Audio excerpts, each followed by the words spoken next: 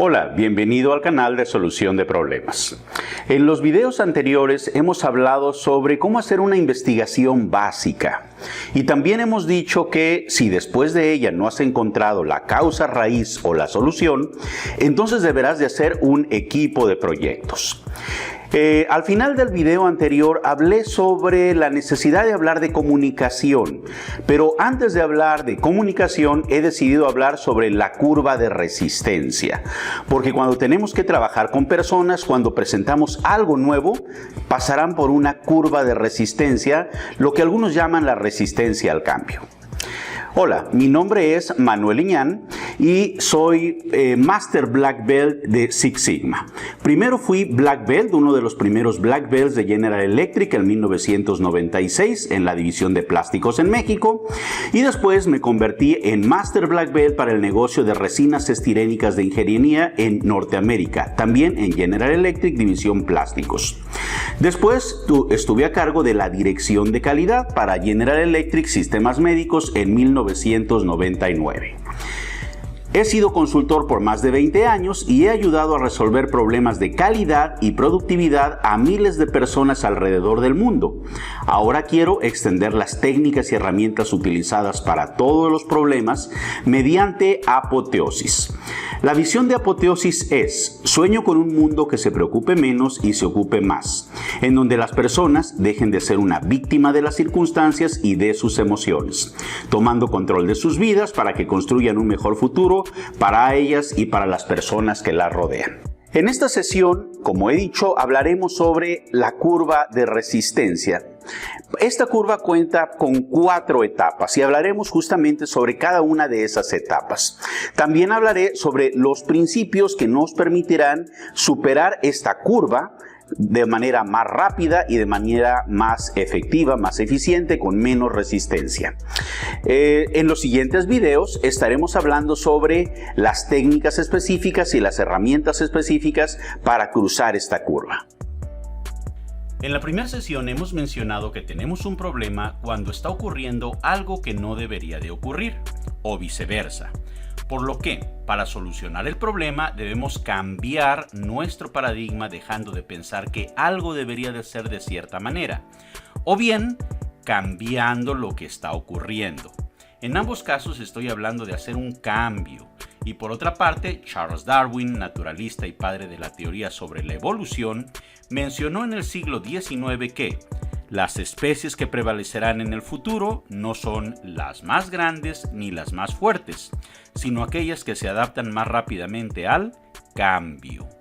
Si consideramos que el ser humano tiene una gran capacidad para resolver los problemas que se le presentan, lo cual significa que hace cambios y se adapta a los cambios, y esto le ha permitido adaptarse a todos los ambientes y cambiar el hábitat a su conveniencia, entonces Charles Darwin nos estaría dando la explicación sobre por qué el Homo sapiens ha prosperado como especie en la naturaleza a diferencia del mamut, el tigre de dientes de sable e incluso los neandertales con los que alguna vez convivimos.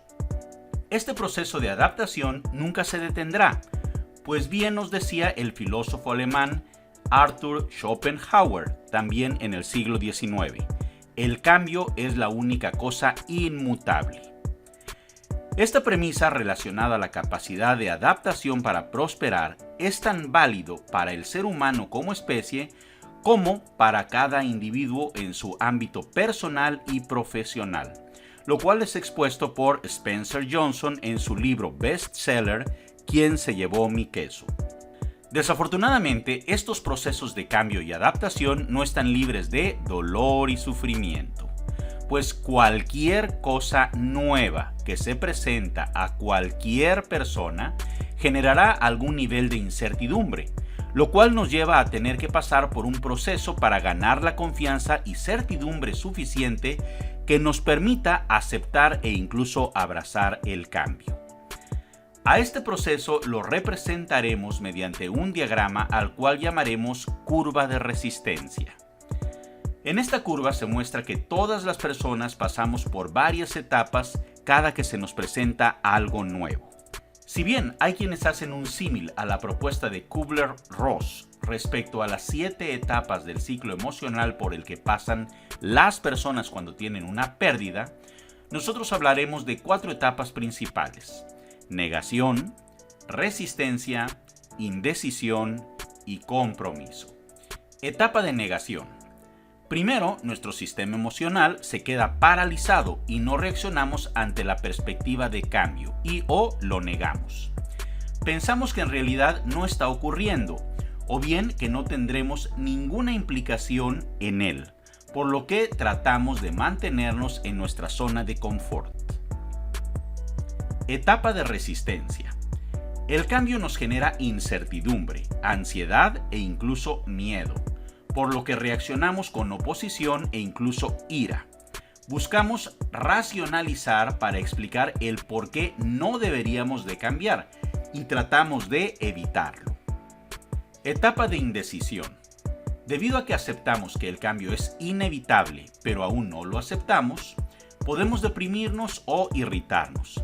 Pero finalmente decidimos empezar a hacer pruebas cautelosas sobre el cambio y entramos a zona de aprendizaje, empezando con ello a ampliar nuestra zona de confort.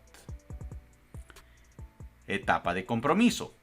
Aquí no solo hemos aceptado el cambio, sino que lo hemos integrado a nuestra identidad, por lo que nuestros comportamientos están influenciados por el cambio y hemos crecido. Esta curva se repite una y otra vez y así vamos evolucionando, pasando por un ciclo de 4 etapas. 1. Lo que estamos haciendo, lo estamos haciendo correctamente y es lo que hay que hacer para sobrevivir y prosperar. 2. Las cosas que hacemos las hacemos correctamente, pero han dejado de ser las cosas que deberíamos de hacer, pues el ambiente y la situación que vivimos ha cambiado. Es aquí en donde típicamente pasamos por las primeras 2 etapas de la curva de resistencia, negación y resistencia. 3. Empezamos a hacer las cosas que deberíamos de hacer, pero las hacemos mal, pues estamos en el proceso de exploración y aprendizaje. Típicamente esta es la etapa de indecisión en la curva de resistencia. 4. Regresamos nuevamente al equilibrio, en donde las nuevas cosas que hacemos son las cosas que hay que hacer y las hacemos correctamente. Esta será la etapa de compromiso en la curva de resistencia. Como he mencionado, todos los seres humanos siempre pasamos por la curva de resistencia ante cualquier cosa nueva que se nos presente. La diferencia entre una y otra, y entre uno y otro cambio, no es la curva per se, sino el tiempo que pasará en cruzarse dicha curva y la profundidad o magnitud de la resistencia a la que se llegará. Ante un mismo cambio, cada persona tendrá una velocidad diferente para aceptarlo. De hecho, podríamos decir que la distribución del número de personas que van adoptando el cambio conforme pasa el tiempo sigue una distribución Gauss o normal, esto es, en forma de campana, en donde habrá muy pocas personas que crucen la curva de resistencia muy rápido, incluso les puede tomar unos cuantos minutos cruzarla. Estos adoptadores tempraneros pueden ayudarnos a impulsar el cambio convirtiéndose en agentes de cambio. Luego vendrán los seguidores o adoptadores en masa. Aquí es en donde la mayoría de las personas adoptan el cambio una vez que han observado que el cambio le ha funcionado bien a los atrevidos y arrojados adoptadores tempranos.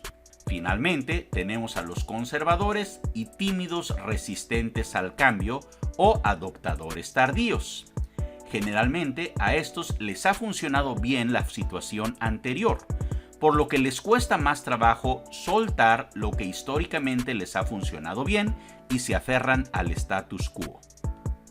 También es importante señalar que una misma persona puede ser un adoptador tempranero para cierto tipo de cambios y un adoptador tardío para otro tipo de cambios. Por ejemplo, a mí me encanta probar comida diferente, rara y sofisticada.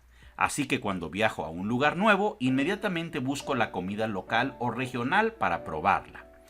A veces, al verla, dudo un poco, como cuando comí los cerebros de cerdo en Guangzhou, China. Pero me sobrepongo y lo intento. Y en la mayoría de los casos me gusta y la adopto en mi repertorio de alimentos a elegir en el futuro.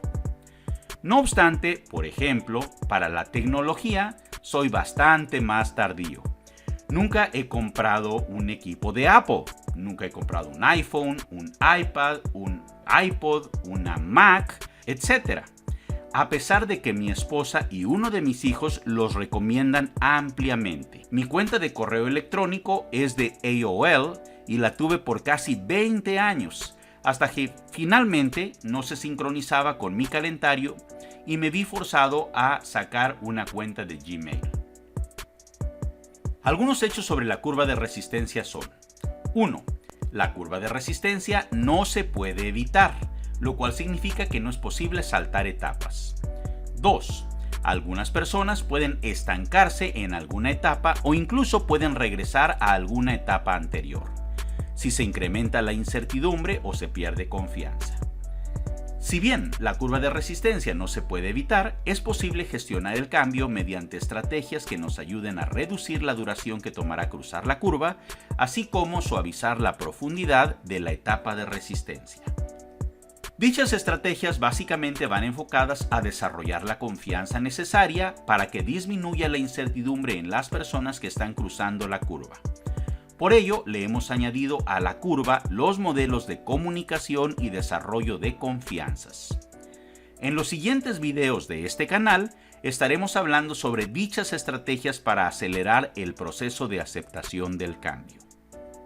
Compartiendo mi historia. En el año 2013 empecé a consumir complementos nutricionales, los cuales me ayudaron a mejorar de una manera muy significativa varios problemas de salud que tenía en aquel entonces. También estoy convencido de que me ayudan a prevenir muchos problemas de salud que podrían venir en el futuro. En ese entonces decidí no solamente consumir los productos, que por cierto hoy sigo utilizando y estoy totalmente convencido de su beneficio para la salud, sino además decidí empezar a hacer un negocio de multiniveles o mercadeo en redes. En aquel entonces formé una red de varias decenas de distribuidores en un tiempo relativamente corto, fue de una manera muy rápida. Y la verdad es que crecí de manera muy rápida para el tiempo que estuve en el negocio y fue básicamente por el conocimiento de la curva de resistencia de la cual hemos estado hablando durante este video. Normalmente lo que nos pedían nuestros coaches, las personas que nos guiaban, era que contactáramos a 20 personas. Y de esas 20 personas, una o dos nos iban a decir que sí y el resto nos iban a rechazar.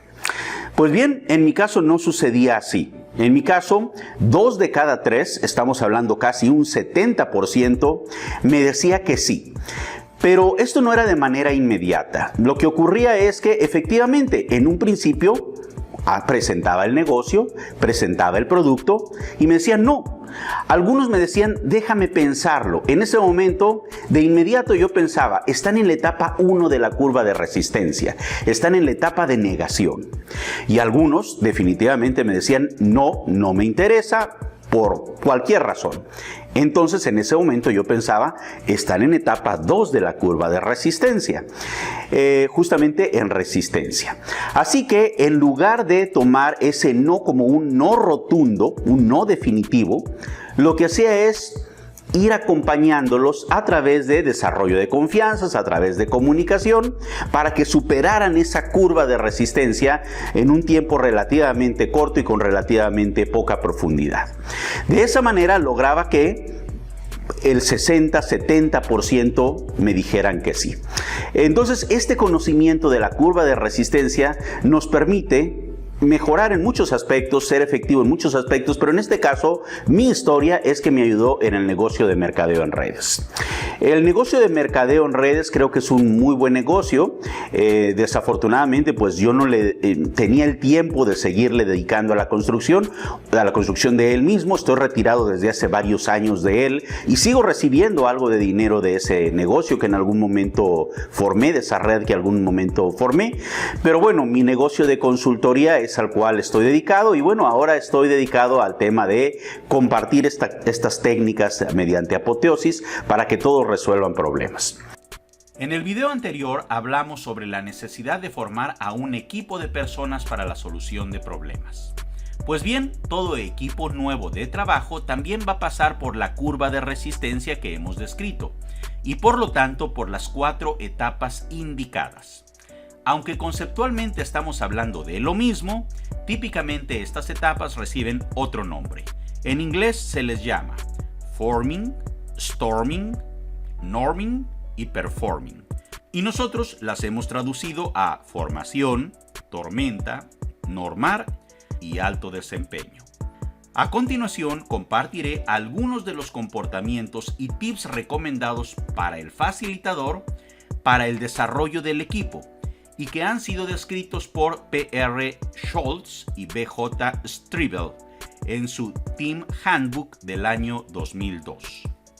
En la etapa de formación, el equipo se está formando o un nuevo miembro se está integrando al equipo, por lo que éste empieza a explorar los límites de los comportamientos aceptables en el grupo. Experimentan para descubrir qué está permitido y qué no está permitido. El equipo siente emoción y expectación, aunque tienen dudas sobre el equipo y sus objetivos. Lo que se recomienda que el facilitador haga: número 1.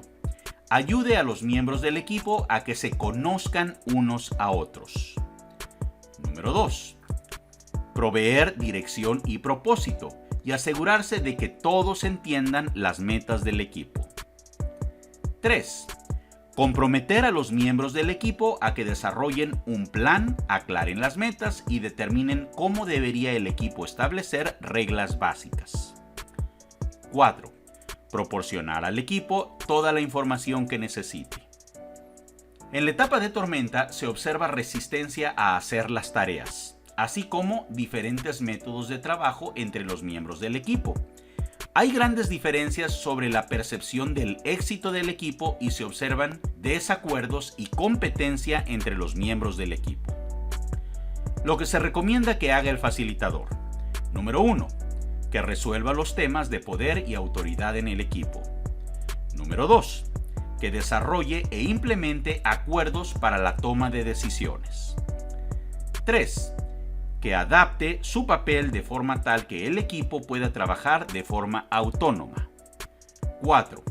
Que motive a que los miembros del equipo acepten mayor responsabilidad. En la etapa normar, los miembros del equipo aceptan las diferencias que hay entre ellos y establecen metas comunes. Están confiados de que lograrán el éxito y pueden dar retroalimentación de forma constructiva. Se recomienda que el facilitador haga lo siguiente. Número 1. Que aproveche en su totalidad la experiencia y conocimiento del equipo. Número 2. Que motive a los miembros del equipo a que trabajen juntos de manera efectiva. 3. Que promueva a que los miembros del equipo enfrenten juntos retos difíciles, hacer lo que sea necesario. En la etapa de alto desempeño, los miembros del equipo saben cómo trabajar bien juntos. Tienen alto sentido de pertenencia al equipo y sienten que pueden arreglar sus diferencias. Lo que se recomienda que el facilitador haga es: número 1. Que modifique los métodos de trabajo para forjar una mayor cooperación dentro del equipo. Número 2. Que use algunas de las herramientas de administración del cambio para ayudar al equipo a alcanzar sus metas. Y número 3. Que ayude a los miembros del equipo a celebrar sus éxitos. Todo cambio pasa por 3 estados: estado inicial, estado de transición y estado nuevo. El gran reto es el estado de transición, pues este es como un resorte, al cual jalas y te dará la impresión de que ha cambiado. Pero si te descuidas y lo sueltas, regresará rápidamente al estado inicial. Por ello es necesario jalar durante suficiente tiempo y con suficiente fuerza para lograr deformar ese resorte y llevarlo al nuevo estado. Frecuentemente decimos que el cambio causa resistencia, pero en realidad quien la causa es la transición. El cambio es situacional: un nuevo jefe, una nueva tecnología, una nueva condición. La transición es el proceso psicológico que la gente atraviesa para ajustarse a la nueva situación. El cambio es externo, la transición es interna. La transición inicia con la despedida de la situación que se tiene que dejar atrás. El facilitador debe de identificar qué es lo que se está dejando ir o qué es lo que se está perdiendo. Qué es lo que la persona está soltando o lo que el equipo está soltando, para de esta manera ser más eficaz en el proceso de cambio.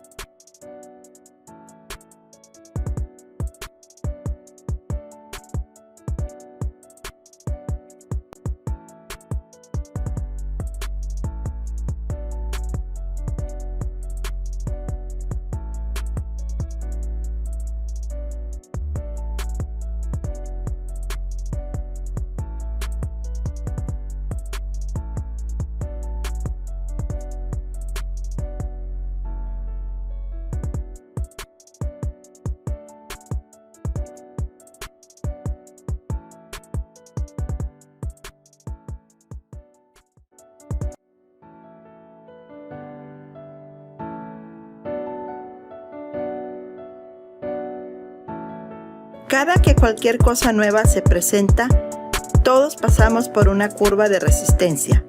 No aplica. Para mí será la reacción inmediata. Entonces ignoraremos a nuestra conveniencia. Vendrá la segunda etapa conocida como tormenta, en el que será patente un explícito fuerte rechazo. El cambio es algo malo. Lo tomamos como afrenta.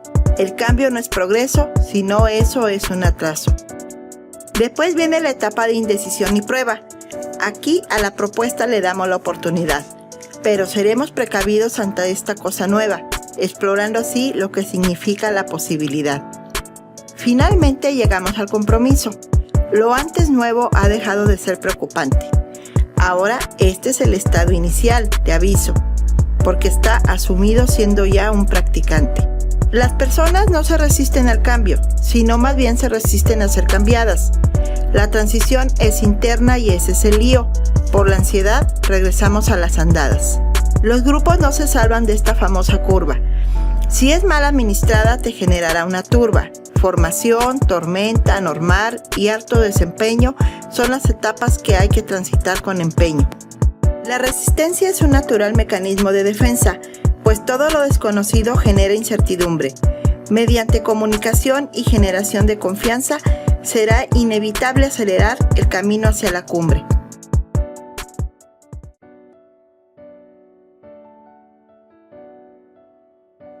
Ejercicio 1.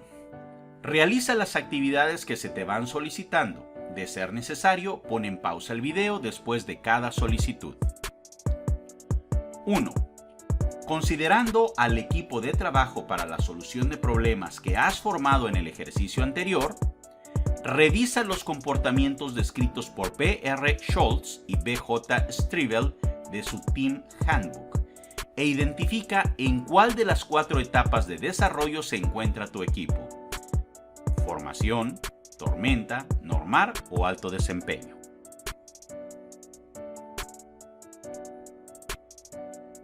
Número 2. Dependiendo de la etapa dominante en la que se posicione tu equipo, revisa las recomendaciones descritas por los mismos autores.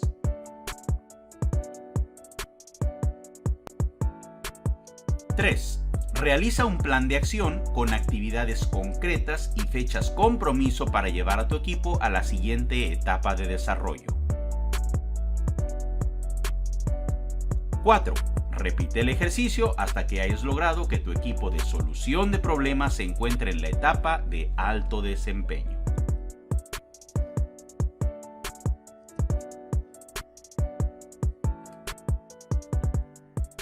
Pues bien, hemos terminado nuestra 7ª sesión de solución de problemas. Hemos dicho que todo ser humano, ante cualquier cosa nueva, va a pasar por una curva de resistencia. Esta curva tiene 4 etapas, y si bien no las podemos evitar, podemos pasar más rápidamente por ellas y con poca profundidad en la resistencia si las sabemos gestionar. En los siguientes módulos estaremos hablando sobre estrategias que nos ayuden a reducir la incertidumbre mediante el desarrollo de confianzas para cruzar esta curva de resistencia de una manera rápida. El siguiente módulo estaré hablando de una comunicación efectiva, y hablaré de los diferentes elementos, los cuales podremos resumir mediante la fórmula mensaje, que serán necesarios para tener efectividad en la comunicación. No olvides suscribirte a este canal. Nos vemos hasta la próxima.